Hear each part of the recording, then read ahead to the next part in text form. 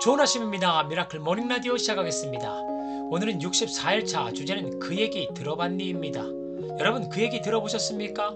아주 오래전부터 전해오던 이야기 말입니다. 그런 이야기를 전설 또는 설화라고 말합니다. 전설과 설화는 그 이야기가 실제 일어난 일임을 증명할 방법이 없지요. 왜냐하면 사람들이 만들어낸 이야기이기 때문입니다. 그런데 오늘 예수님께서 세상에 오신 이야기는요, 전설도 설화도 아닙니다.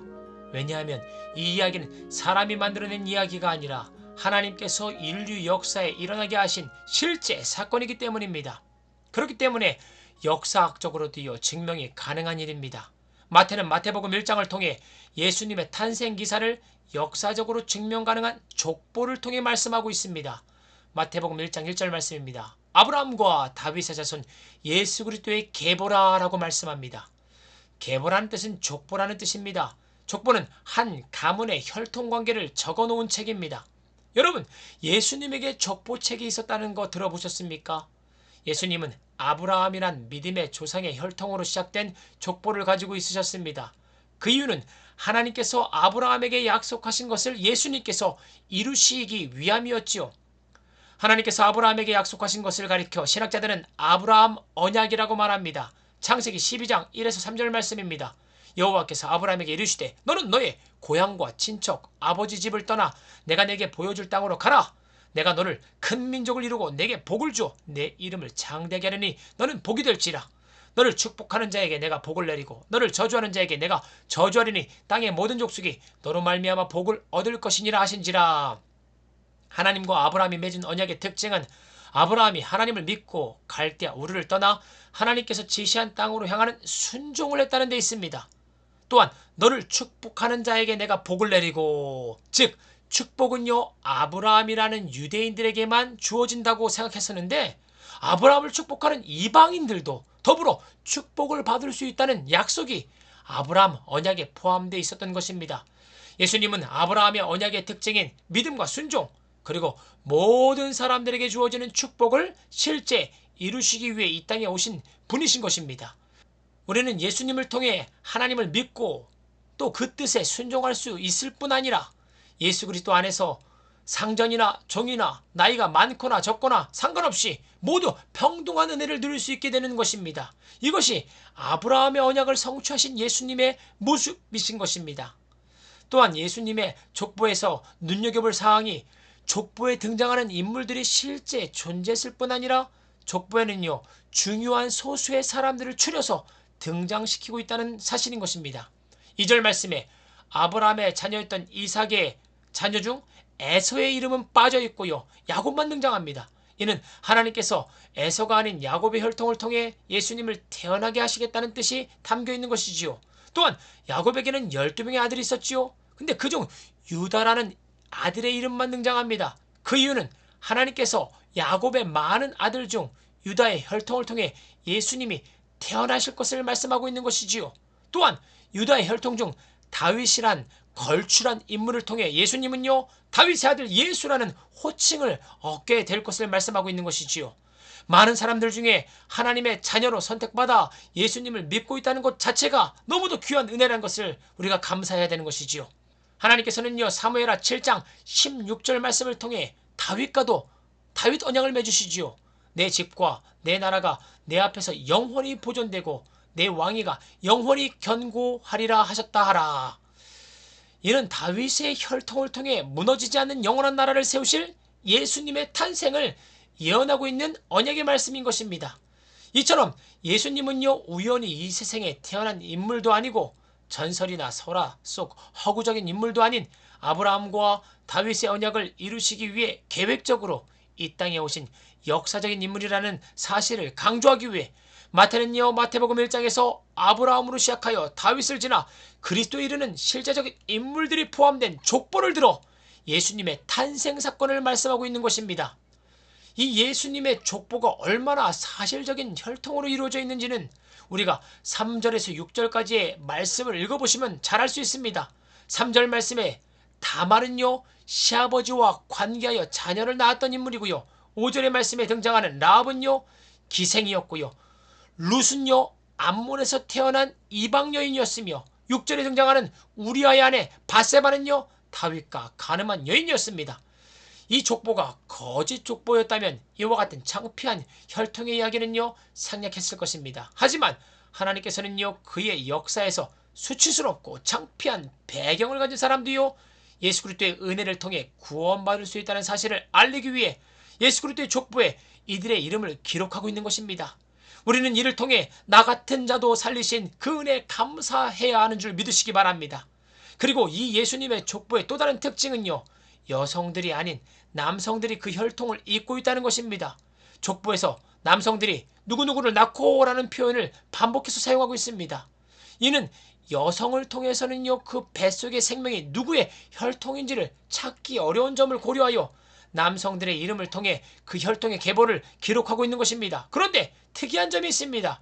16절 말씀에는요, 예수님의 아버지 요셉이 등장하는 부분, 그 부분만큼은요, 남성이 아닌 여성 마리아가 예수님을 낳았다라고 말씀하고 있습니다. 16절 말씀입니다. 야곱은 마리아의 남편 요셉을 낳았으니 마리아에게서 그리스도라 칭하는 예수가 나시니라 라고 말씀합니다. 예수님은 남성과 여성이 관계를 통해 임신돼 이 세상에 태어난 존재가 아니라는 사실을 말씀하고 있는 것입니다. 예수님은요, 요셉의 씨가 없이 성령의 능력으로 잉태되어 마리아의 몸을 통해 태어난 분이라는 사실을 말씀하고 있는 것이지요. 이를 통해 예수님은 인류를 대표하고 있는 아담의 불순종의 죄의 영향에서 벗어나 생활하실 수 있으셨던 것입니다.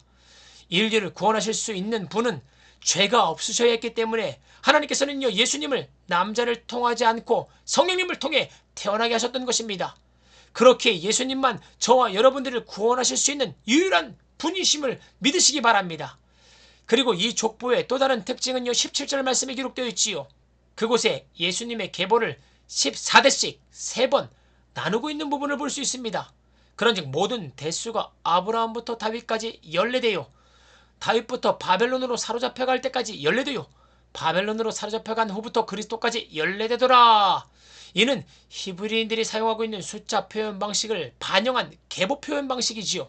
실제 열왕기하를 통해 여러분들이 예수님의 계보에 등장하는 인물들을 확인해 보면요, 14대로 끊어지지 않는다는 사실을 발견하게 되어줍니다.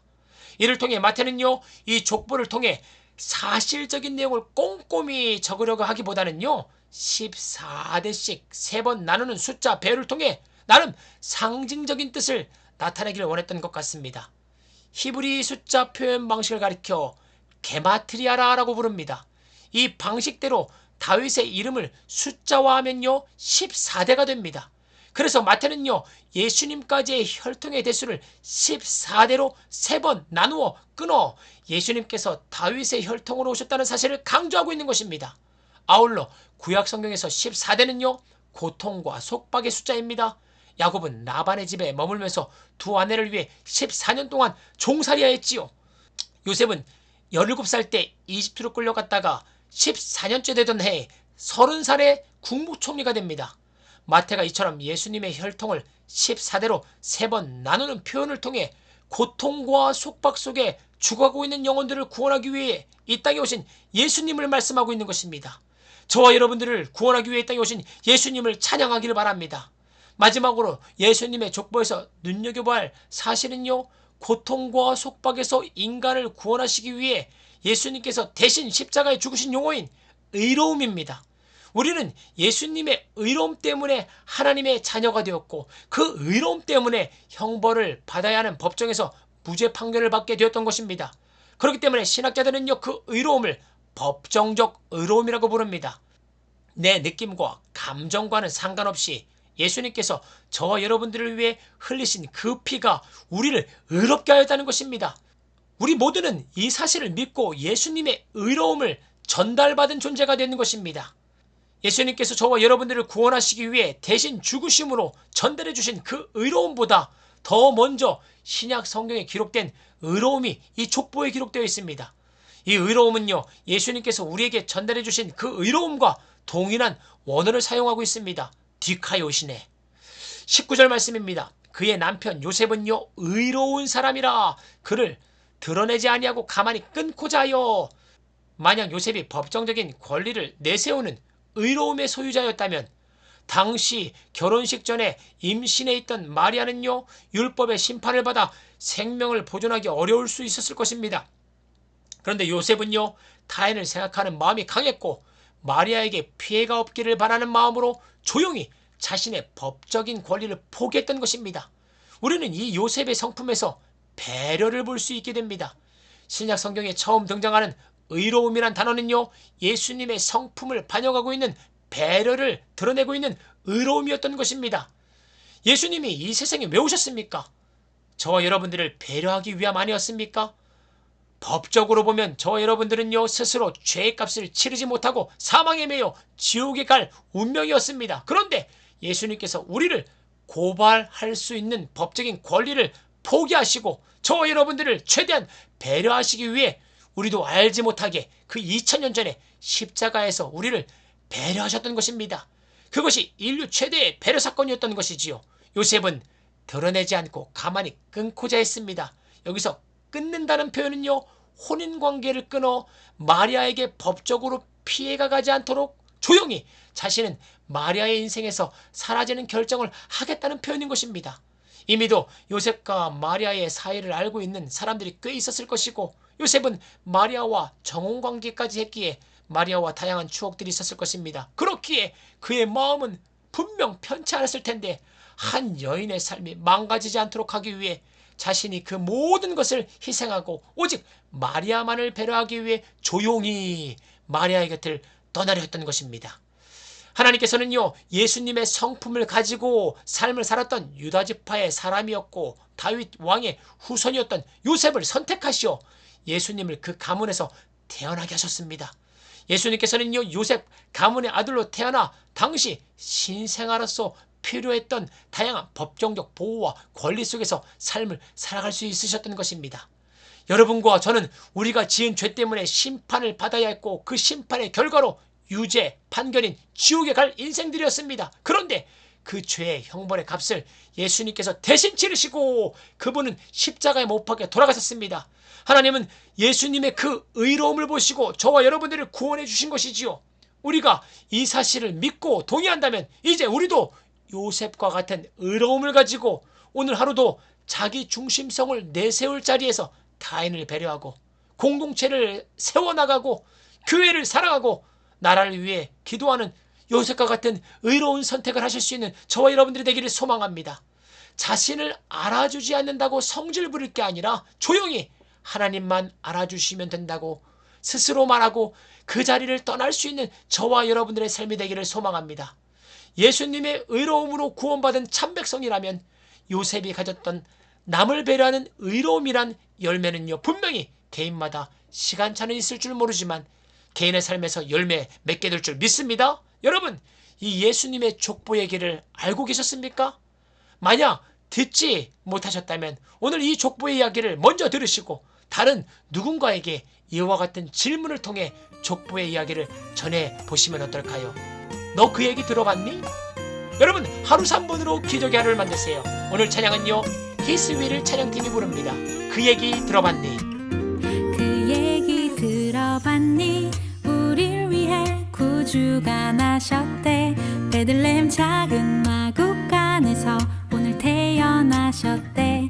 아주 오래전부터 예언되었던 그 일 오늘 바로 이뤄진 거야. 그 얘기 들어봤니? 우릴 위해 구주가 나셨대. 베들레헴 작은 마국간에서 오늘 태어나셨대. 우릴 죄악 가운데 버려둘 수 없어서 하나님의 사랑이 여기 내려오셨대. 하늘에는 영광이요 땅에는 평화로다. 모든 사람 기뻐할 큰 기쁨의 소식 그 얘기 들어봤니?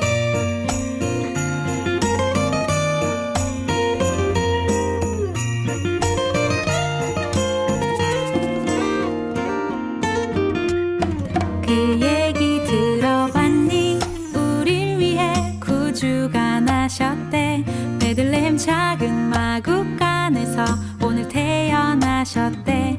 우릴 죄악 가운데 버려둘 수 없어서 하나님의 사랑이 여기 내려오셨대.